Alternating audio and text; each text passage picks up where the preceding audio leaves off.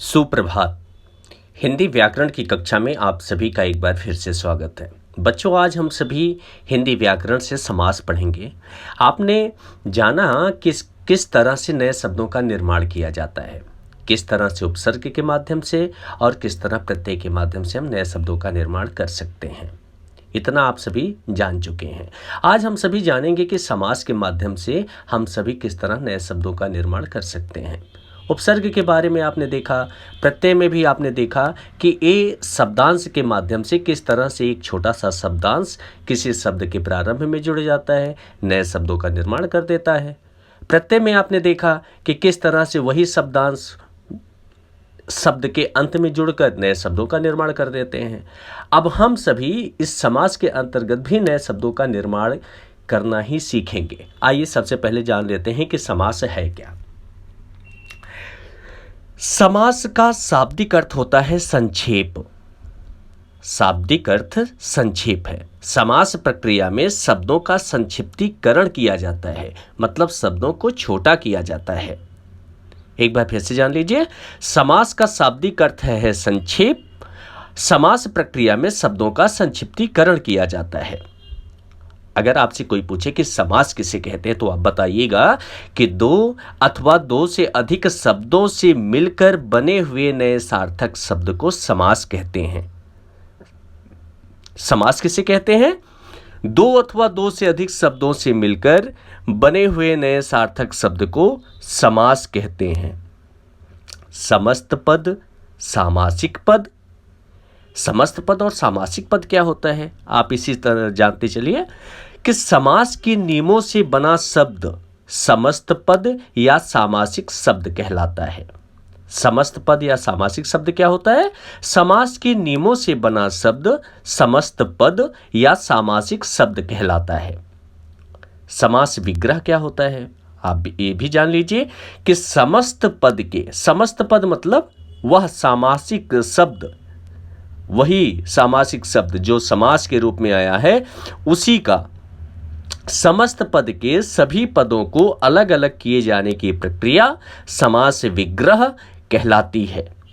जैसे नील कमल शब्द है, नील कमल शब्द का जब हम विग्रह करेंगे तो होगा नीला है जो कमल, नीला है जो कमल।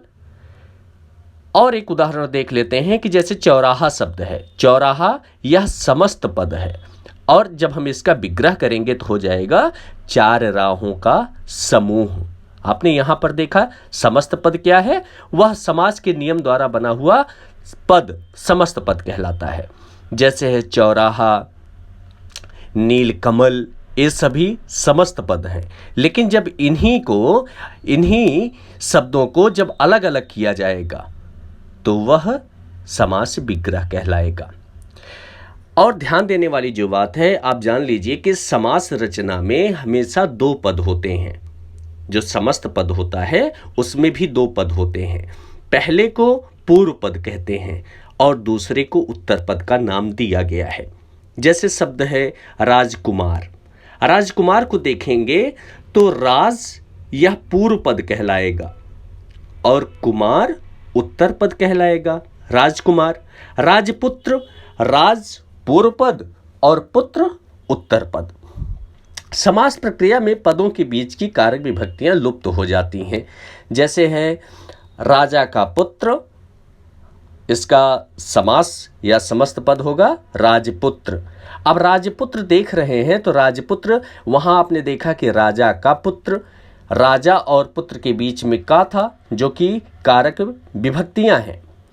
अब जब हम समस्त पद बनाएंगे तो बीच के हुए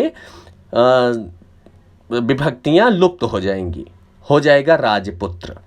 यहाँ क विभक्ति लुप्त हो गई है। इसके अलावा कई शब्दों में कुछ विकार भी आ जाते हैं। ये सारी चीजें हम पाठ के अंतर्गत पढ़ेंगे। आइए देखते हैं कि आपने पिछले पाठों में उपसर्ग और प्रत्यय से नए शब्द बनाए जाने की विधियां देखी हैं। शब्द रचना की तीसरी विधि है समास रचना। समास रचना में दो या दो से अधिक शब्दों के मेल से एक नया शब्द बनाया जाता है। जैसे उदाहरण के रूप में आप देख सकते हैं, जैसे है धर्म ग्रंथ, नील कमल, लंबोदर, बारहमासा, प्रतिदिन। ये जितने भी उदाहरण दिए गए हैं, ये उदाहरण दो दो शब्दों के मेल से बने हैं। धर्म, ग्रंथ। धर्म क्या है? पूर्व पद, और ग्रंथ क्या है? उत्तर पद। अब दोनों पूर्व पद और उत्तर पद मिलकर शब्द बना धर्म ग्रंथ। नीला कमल, शब्द क्या बना? नील कमल। नील कमल को क्या कहेंगे? समस्त पद। और नील और कमल को जब अलग अलग किया जाएगा तो नीला यह पूर्व पद हो गया और कमल उत्तर पद। इसी तरह से लंबोदर शब्द है, लंबोदर समस्त पद है, लंबा पूर्व पद और उदर उत्तर पद। इसी तरह से आप देख सकते हैं। समास प्रक्रिया में जिन दो शब्दों का मेल होता है उनके अर्थ परस्पर भिन्न होते हैं, और इन दोनों के योग से जो नया शब्द बनता है उसका अर्थ इन दोनों शब्दों के अर्थों से भिन्न होते हैं। बताया गया कि इसमें दो अलग अलग शब्द मिलते हैं जिसके अर्थ भी अलग अलग होते हैं। जब ये दोनों शब्द मिल जाते हैं तो यह अपने अर्थ को, मतलब अपने जो उसका मूल अर्थ था उस अर्थ को छोड़कर कोई विशिष्ट अर्थ प्रकट करते हैं। जैसे धर्म, धर्म आप सभी जानते हैं, धर्म और जाति। ग्रंथ, ग्रंथ वही ग्रंथ। और जब ये दोनों शब्द आपस में मिल गए तो हो गया धर्म ग्रंथ। अब वहाँ पर धर्म अलग था और ग्रंथ अलग था, लेकिन जब एक साथ दोनों मिल गए तो धर्म ग्रंथ के रूप में जब ये बन गए तो अब यहाँ पर इसका अर्थ बिल्कुल अलग हो गया, धर्म का ग्रंथ। तो इस तरह देख सकते हैं। जैसे है समास रचना में भाग लेने वाले पहले शब्द को पूर्व पद तथा दूसरे शब्द को उत्तर पद कहा जाता है। पूर्व पद तथा उत्तर पद के योग से जो नया शब्द बनता है उसे समस्त पद या समास कहते हैं। आपको पहले ही बता दिए कि जैसे धर्म ग्रंथ, दोनों शब्द मिलकर धर्म ग्रंथ बना, धर्म ग्रंथ यह समस्त पद हो गया। लेकिन जब दोनों को अलग करेंगे, धर्म पूर्व पद हो जाएगा, ग्रंथ उत्तर पद हो जाएगा। नीला कमल, नील कमल शब्द बनता है नील कमल। नील कमल यह समस्त पद है। अब नीला और कमल जब दो इसके शब्दों को अलग अलग किया गया तो नीला पूर्व पद हो गया और कमल उत्तर पद हो गया। आइए आगे देखते हैं समास विग्रह।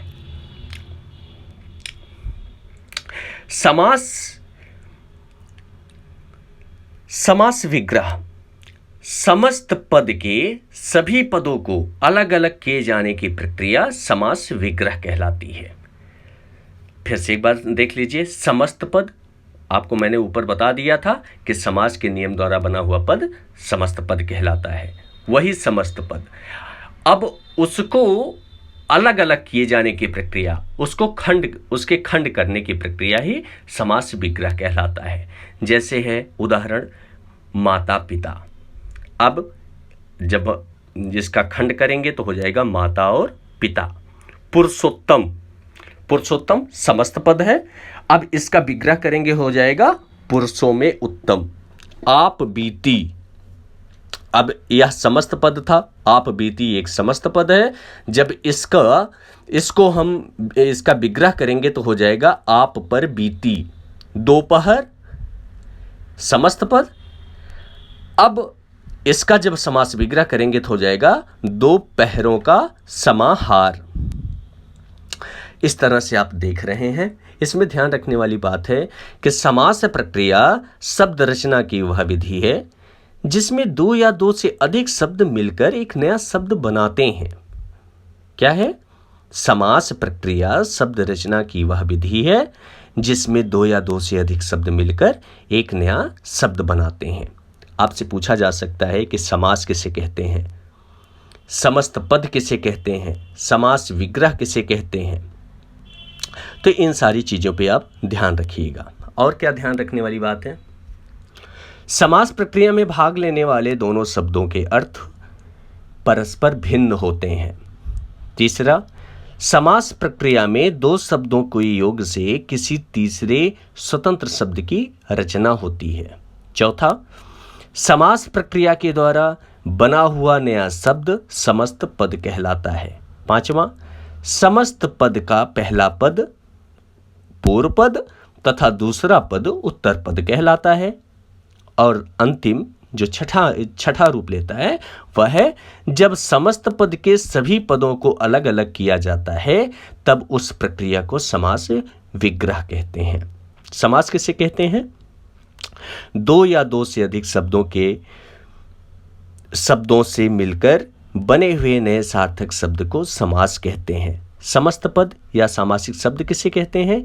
समास के नियमों से बना नया शब्द समस्त पद या सामासिक शब्द कहलाता है। समास विग्रह समस्त पद के सभी पदों को अलग अलग किए जाने की प्रक्रिया समास विग्रह कहलाती है। आइए समास के भेदों को जानते हैं। समास के भेद इस आधार पर किए जाते हैं कि समस्त पद के दोनों पदों के बीच परस्पर क्या संबंध है। दोनों समस्त पदों के बीच प्रायः निम्नलिखित संबंध हो सकते हैं। पहला, जिसे का नाम दिया गया, पूर्व पद गौड़ तथा उत्तर पद प्रधान। अब पूर्व पद उत्तर पद समझ रहे हैं ना? जैसे शब्द दिया था धर्म ग्रंथ, धर्म पूर्व पद और ग्रंथ उत्तर पद। तो यही बताया जा रहा है कि पूर्व पद गौड़ तथा उत्तर पद प्रधान। दूसरा ख, पूर्व पद तथा उत्तर पद दोनों गौड़ तथा कोई तीसरा बाहरी पद प्रधान। तीसरा, पूर्व पद तथा उत्तर पद दोनों ही प्रधान। और चौथा जो घा का रूप लेता है, पूर्व पद कोई अव्यय शब्द। तो सबसे पहले हम सभी पहला देखते हैं। पहला है पूर्व पद गौड़ तथा उत्तर पद प्रधान। इसके बारे में जान लीजिए। जिस समास का पूर्व पद गौड़ तथा उत्तर पद प्रधान होता है उसके दोनों पद परस्पर दो तरह के संबंधों के आधार पर एक दूसरे से जुड़े हो सकते हैं। पहला है कारणीय संबंधों के आधार पर जुड़े होने वाला समास अर्थात कारकीय संबंध युक्त समास इस वर्ग में आने वाला समास है तत्पुरुष समास। ऐसा समास तत्पुरुष समास के अंतर्गत आता है। दूसरा है कारकीय संबंधों के अलावा किसी अन्य संबंध के आधार पर जुड़े होने वाले समास अर्थात कारकीय संबंध रहित समास। इस वर्ग में दो समास आते हैं। पहला होता है कर्मधारय समास, दूसरा होता है द्विगु समास। आगे हम इन दोनों के बारे में विस्तृत रूप से चर्चा करेंगे। आकार के संबंध युक्त समास के अंतर्गत देखते हैं हम सभी। पहला आता है तत्पुरुष समास। पहला है तत्पुरुष समास। तत्पुरुष समास को देख लेते हैं। तत्पुरुष समास जैसे है गगनचुंबी, अकाल पीड़ित, जन्मांध और देशवासी। ये चार उदाहरण दिए गए हैं जब हम इसका समास विग्रह करेंगे। अब यह जो शब्द दिया गया था जैसे गगनचुंबी, अकाल पीड़ित, जन्मांध, देशवासी, इसको कैसा पद कहेंगे? समस्त पद। अब समस्त पद के सभी पदों को अलग अलग किए जाने की प्रक्रिया समास विग्रह कहलाती है, हमेशा याद रखना। अब समास विग्रह इसका करेंगे गगनचुंबी का, जो कि समस्त पद है। जब हम इसका समास विग्रह करेंगे तो हो जाएगा गगन को चूमने वाली। अकाल पीड़ित समस्त पद, जब इसका समास विग्रह करेंगे तो हो जाएगा अकाल से पीड़ित। इन सभी शब्दों में पहला शब्द पूर्व पद तथा दूसरा पद उत्तर पद की तुलना में गौड़ है। दूसरे शब्दों में कहें तो हम कह सकते हैं कि यहाँ उत्तर पद प्रधान है तथा पूर्व पद गौड़ है। साथ ही इन समस्त पदों की रचना में दोनों पदों या शब्दों के बीच आने वाली कारकीय चिन्ह को, से, के लिए, के द्वारा, का, के, की आदि का लोप कर दिया गया है। ऐसे समास को तत्पुरुष समास कहते हैं। ध्यान रखने वाली बात है, तत्पुरुष समास में पूर्व पद गौड़ तथा उत्तर पद प्रधान होता है। इनमें दोनों पदों के बीच आने वाले कारकीय चिन्हों का लोप हो जाता है। समास का विग्रह करते समय इन कारकीय चिन्हों का प्रयोग करना अनिवार्य होता है। उदाहरण के रूप में देख लीजिए, जैसे है धर्म ग्रंथ, धर्म का ग्रंथ, तुलसी कृत, तुलसी के द्वारा, कृत, कृत मतलब रचित, रचना किया हुआ। देशवासी, देश का वासी। अगर आपसे पूछा जाए कि धर्म ग्रंथ कैसा शब्द है या कैसा पद है, तो आप बताएंगे यह समस्त पद है। समस्त पद के कितने पद होते हैं? 2। कौन कौन से? पूर्व पद और उत्तर पद। धर्म ग्रंथ का इसमें पूर्व पद और उत्तर पद कौन सा है? धर्म पूर्व पद और ग्रंथ उत्तर पद। अब इसका समास विग्रह क्या हो गया? धर्म का ग्रंथ। इसी तरह से आप देख रहे हैं तुलसी कृत, देशवासी, गुरु दक्षिणा, पथभ्रष्ट, दानवीर, ग्रामगत, ये सभी उदाहरण इसके अंतर्गत आ जाएंगे। आगे देखते हैं दूसरा ब, कारकीय संबंध रहित समास। इस वर्ग में आने वाले समासों के समस्त पदों के बीच कोई भी कारकीय संबंध नहीं होता, अतः विग्रह करते समय समस्त पद के दोनों पदों के बीच कोई कारकीय चिन्ह भी नहीं जोड़ा जाता है। इस वर्ग में 2 समास आते हैं, कर्मधारय समास और द्विगु समास। तो सबसे पहले हम सभी कर्मधारय समास को देखेंगे। कर्मधारय समास, जिन समासों में पूर्व पद विशेषण तथा उत्तर पद विशेष्य हो। पूर्व पद और उत्तर पद में क्या क्या विशेषता होनी चाहिए? पूर्व पद विशेषण और उत्तर पद विशेष्य हो, अथवा दोनों पदों में उपमेय उपमान का संबंध हो, वहां कर्मधारय समास कहते हैं। अब यहां बताया गया कि विशेषण विशेष्य तो आप सभी जानते हैं, विशेष्य वह होता है जिसकी विशेषता बताई जाती है, और जो विशेषता बताई जाती है उसे विशेषण कहते हैं। जिसकी विशेषता बताई जाए उसे विशेष, और जो विशेषता बताई जाए उसे विशेषण कहते हैं। यहाँ उपमेय उपमान दिया है, जिसकी उपमा दी जाए उसे उपमेय कहते हैं, और जो उपमा दी जाए वह उपमान कहलाता है। आइए देखते हैं, जैसे है उदाहरण के रूप में विशेषण विशेष्य का संबंध यहाँ पे है। इसमें है नील कमल, देख रहे हैं समस्त पद बन गया नील कमल, अब विग्रह होगा नीला कमल। पीत अंबर, पीतांबर, पीला अंबर, विग्रह हो गया। सत जन, सज्जन, सत अच्छा, जन व्यक्ति, तब यहां पर देख रहे हैं सतजन, यह समास विग्रह हो गया। यहां दूसरा नियम भी बताता है, कहते हैं दूसरे नियम में बताते हैं कि कभी कभी विशेषण विशेष्य का क्रम बदल भी जाता है, अर्थात विशेष से पहले और विशेषण बाद में भी आ जाता है। जैसे पुरुष धन उत्तम बराबर पुरुषोत्तम, पुरुषों में उत्तम, ये हो गया कर्मधारय समास। जबकि पुरुषोत्तम शब्द को आप देखेंगे तो यह तत्पुरुष समास का रूप है, क्योंकि पुरुषों में उत्तम, में आ रहा है ना, में कारक चिन्ह है।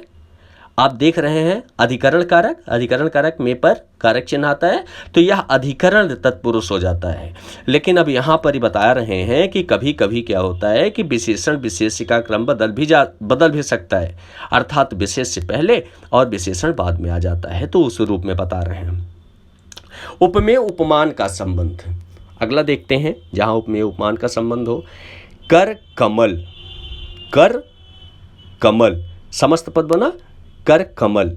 अब विग्रह होगा कमल रूपी कर, कर मतलब हाथ होता है, कमल रूपी हाथ, कर कमल। अब यहां देख रहे हैं कि हाथ की उपमा किससे दिया गया है? कमल से। तो कर मतलब हाथ, हाथ क्या हुआ? उपमेय। इस जिसकी उपमा दी जाए उसे उपमेय कहते हैं, और जिससे उपमा दी जाए उसे उपमान कहते हैं। मुख चंद्र, मुख चंद्र, चंद्र रूपी मुख। अब यहां मुख की तुलना किससे किया गया? चंद्रमा से। अब यहां मुख उपमेय हो गया और चंद्र उपमान हो गया। घन श्याम, कमल नयन, ये सभी आप देखेंगे तो ये कर्मधारय समास के भेद हैं। आइए द्विगु समास के बारे में जान लेते हैं। द्विगु समास में पूर्व पद सदैव संख्यावाची विशेषण होता है।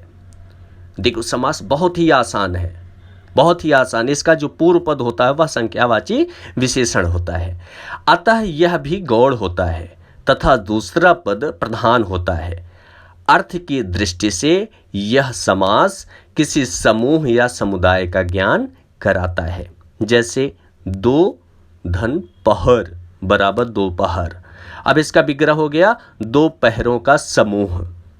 अच्छा, जब हम कर्मधारय समास, एक चीज़ बताना भूल गए थे, कर्मधारय समास जब हम सभी करते हैं, कर्मधारय समास का जब समास विग्रह करते हैं तो पदों के बीच में कुछ चीज़ें होती हैं जिसको हम जोड़ देते हैं। जैसे विग्रह करने पर दोनों पदों के मध्य में हम है जो के समान जैसे शब्द जोड़ देते हैं कर्मधारय समास में। द्विगु समास, द्विगु समास में क्या करते हैं, इसमें समाहार का ज्ञान कराता है। यह समाहार का ज्ञान कराता है। जैसे क्या है, द्विगु समास में पूर्व पद सदैव संख्यावाची विशेषण होता है।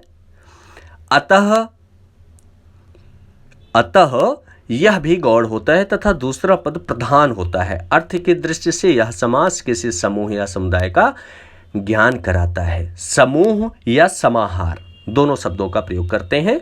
जैसे दोपहर, 2 पहरों का समूह। पंचवटी, 5 वटों वाली जगह। तिराहा, 3 राहों का समूह। त्रिफला, 3 फलों का समूह। तो इस तरह से देखते हैं, समूह का रूप दे देते हैं या समाहार दे देते हैं। जैसे त्रिकोण, 3 कोणों का समाहार, ये सभी इसके अंतर्गत आ जाते हैं। आइए आगे देखते हैं। यहां पर ध्यान रखना चाहिए कि विग्रह करते समय द्विगु समास में उत्तर पद के साथ समूह या समाहार शब्द का प्रयोग करना अनिवार्य है।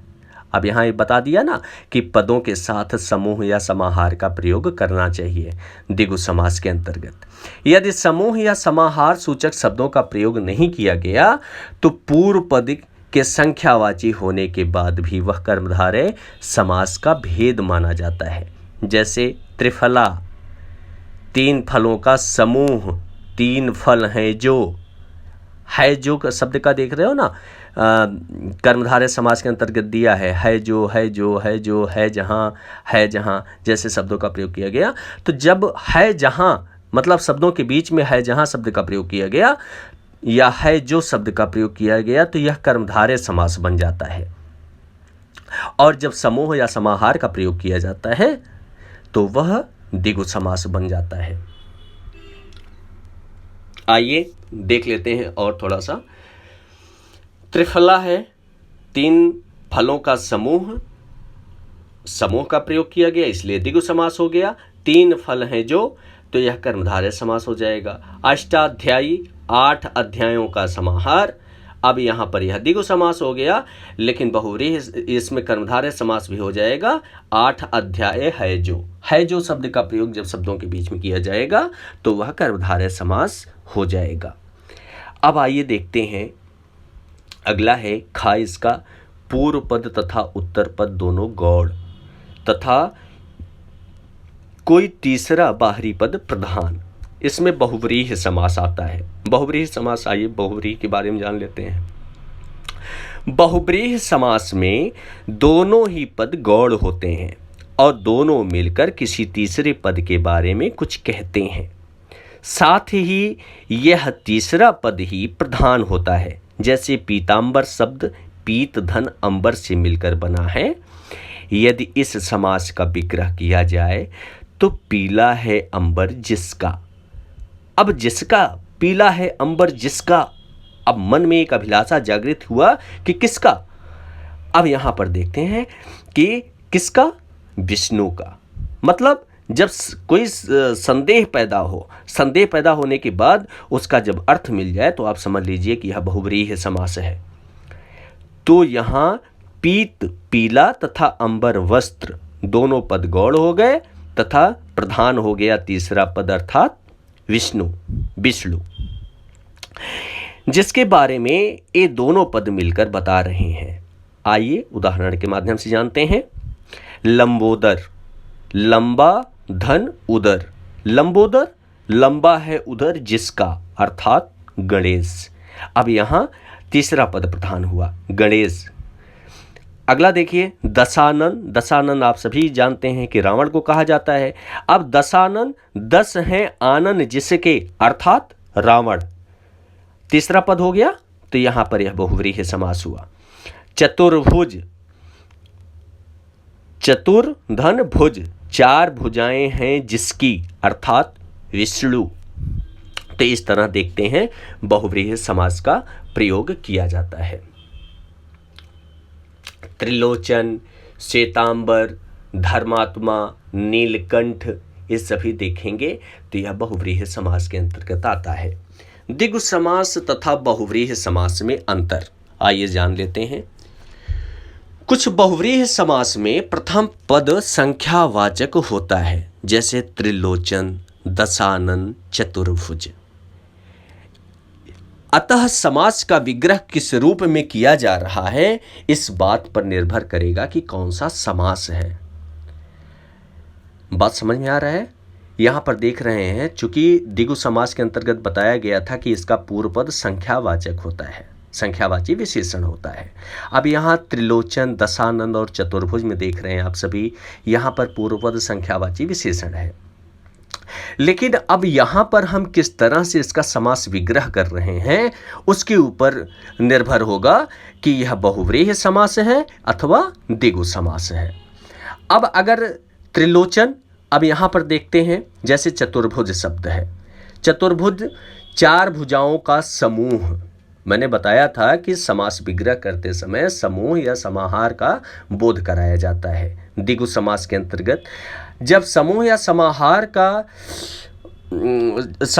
को इस समास विग्रह करते समय शब्दों के साथ जोड़ा जाएगा, तब वह द्विगु समास हो जाएगा। अब होगा क्या? 4 भुजाओं का समूह, 4 भुजाओं का समूह द्विगु समास हो गया। 4 भुजाएं हैं जिसकी, अर्थात विष्णु। अब यहां पर यह बहुव्रीहि हो गया। पंचवटी, 5 वटों का समूह। अब समूह शब्द लग गया इसलिए यह द्विगु हो गया। अभी बहुव्रीहि में परिवर्तित करेंगे तो हो जाएगा 5 वटों के वृक्ष हैं जहां, वह स्थान विशेष बहुव्रीहि के अंतर्गत आ गया। आइए अगला देख लेते हैं। पूर्व पद तथा उत्तर पद दोनों ही प्रधान होते हैं। ये होता है द्वंद्व समास। द्वंद्व समास क्या है? द्वंद्व समास में क्या होता है आइए जान लेते हैं। द्वंद्व समास में दोनों ही पद प्रधान होते हैं। दोनों पद मतलब पूर्व पद और उत्तर पद, दोनों पद प्रधान होते हैं। साथ ही इन समासों को जोड़ने वाले समुच्चय बोधक और या, अथवा, तथा आदि का लोप कर दिया जाता है। बीच में सबसे महत्वपूर्ण होता है कि यहाँ योजक चिन्ह, दोनों पदों के बीच में योजक चिन्ह लगाए जाते हैं। अगर दोनों पदों के बीच में कहीं योजक चिन्ह दिखाई दे तो आप तुरंत समझ जाइएगा कि वह द्वंद्व समास है। जैसे भाई बहन, देख रहे हैं भाई बहन के बीच में योजक चिन्ह लगा हुआ है, सुख दुख के बीच में लगा है, माता पिता के बीच में लगा है, रात दिन के बीच में लगा हुआ है। तो इसका अर्थ होता है या और तथा। अब यहाँ देखेंगे भाई बहन दिया है तो इसका समास विग्रह हो गया भाई और बहन। सुख दुख, सुख अथवा दुख, माता पिता, माता और पिता, रात दिन, रात और दिन। इस तरह से आप इसका विग्रह कर सकते हैं, बहुत आसान होता है। अव्ययीभाव समास क्या है ये जान लेते हैं। जिस समास का पहला पद अव्यय होता है उस समास को अव्ययीभाव समास कहते हैं। जैसे प्रतिधन दिन, प्रति इसका पूर्व पद है और यह अव्यय है। अव्यय वही आप देखे होंगे उपसर्ग के अंतर्गत भी आते हैं ना शब्दांश, तो इसके अंतर्गत शब्दांश ही आते हैं। प्रतिधन दिन, प्रतिदिन, दिन दिन, समास विग्रह हुआ दिन, दिनों दिन होता है इसका समास विग्रह। आजन्म, जन्म से लेकर, यह समास विग्रह हो गया। आजन्म शब्द समस्त पद हो गया। यथा संभव, यथा धन संभव, यथा संभव, यथा संभव समस्त पद हुआ। अब इसका जब समास विग्रह किया जाएगा तो होगा जैसा संभव हो। तो इस तरह से आप देखते हैं कि इसका पूर्व पद प्रधान होता है और यह अव्यय होता है, इसलिए यह अव्ययीभाव समास हो जाता है। आइए आगे देखते हैं। अब समास के समस्त भेदों का निम्नलिखित आरेख से समझा जा सकता है। जैसे है समास। समास पहला अभी पदों के आधार पर बताया गया था कि किसका कौन सा पद प्रधान होता है, तो पदों की प्रधानता के आधार पर हम समास का यहाँ आलेख के माध्यम से समझ सकते हैं। पूर्व पद गौड़ तथा उत्तर पद प्रधान, कारकीय संबंध युक्त समास और कारकीय संबंध रहित समास।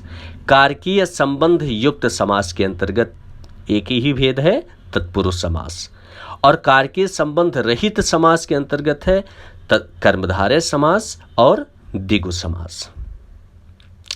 अगला देखते हैं, पूर्व पद तथा उत्तर पद दोनों गौड़ तथा कोई तीसरा बाहरी पद प्रधान, इसके अंतर्गत केवल एक ही आता है, बहुव्रीहि समास। अगला है पूर्व पद तथा उत्तर पद दोनों ही प्रधान, द्वंद्व समास, जहां पर योजक चिन्ह लगाया गया था। अगला है पूर्व पद कोई अव्यय शब्द, तो हो जाता है वह अव्ययी भाव समास। आइए थोड़ा सा जानते हैं कि हमने क्या क्या सीख लिया है। समास रचना प्रक्रिया वह प्रक्रिया है जिसमें दो या दो से अधिक शब्द मिलकर एक नया शब्द बनाते हैं। अगला, समास प्रक्रिया से बना नया शब्द समस्त पद कहलाता है, अर्थात समास के नियम द्वारा बनाया गया शब्द समस्त पद कहलाता है। समस्त पद का पहला पद पूर्व पद और दूसरा उत्तर पद कहलाता है। जब समस्त पद के दोनों पदों को अलग अलग किया जाता है तो उस प्रक्रिया को समास विग्रह कहते हैं। समास के प्रमुख भेद होते हैं तत्पुरुष, बहुव्रीहि, द्वंद्व और अव्ययी भाव। तत्पुरुष समास के दो उपभेद किए जाते हैं, कर्मधारय और द्विगु समास। तत्पुरुष समास के दोनों पदों के बीच आने वाले कारकीय चिन्हों का लोप कर दिया जाता है। कर्मधारय समास के दोनों पदों के बीच विशेषण विशेष्य तथा उपमेय उपमान का संबंध होता है। ध्यान रखना, कर्मधारय समास में दोनों पदों के बीच विशेषण विशेष्य या उपमेय उपमान का संबंध होता है। द्विगु समास जो तत्पुरुष समास का उपभेद है उसमें पूर्व पद संख्यावाची होता है तथा इस समास का विग्रह करते समय उत्तर पद के साथ समूह या समाहार शब्द का प्रयोग अनिवार्य रूप से किया जाता है। बहुव्रीहि समास में बहुव्रीहि समास के दोनों पर गौड़ होते हैं। बहुव्रीहि समास के दोनों पद गौड़ होते हैं तथा दोनों पद मिलकर किसी तीसरे पद के विषय में कुछ कहते हैं। द्वंद्व समास के दोनों पद प्रधान होते हैं। इनमें दोनों पदों को जोड़ने वाले समुच्चय बोधक अव्यय और या अथवा का लोप हो जाता है। अव्ययी भाव समास का पूर्व पद अव्यय होता है। तो बच्चों, आप सभी एक बार अपनी बुक से भी पढ़ लीजिएगा और साथ में अगर कहीं कोई किसी तरह की दिक्कत होती है तो आप व्हाट्सएप ग्रुप पर मैसेज के माध्यम से आप अपनी समस्याओं को रख सकते हैं और उसका जवाब मैं दे दूंगा। धन्यवाद। आपका दिन मंगलमय हो।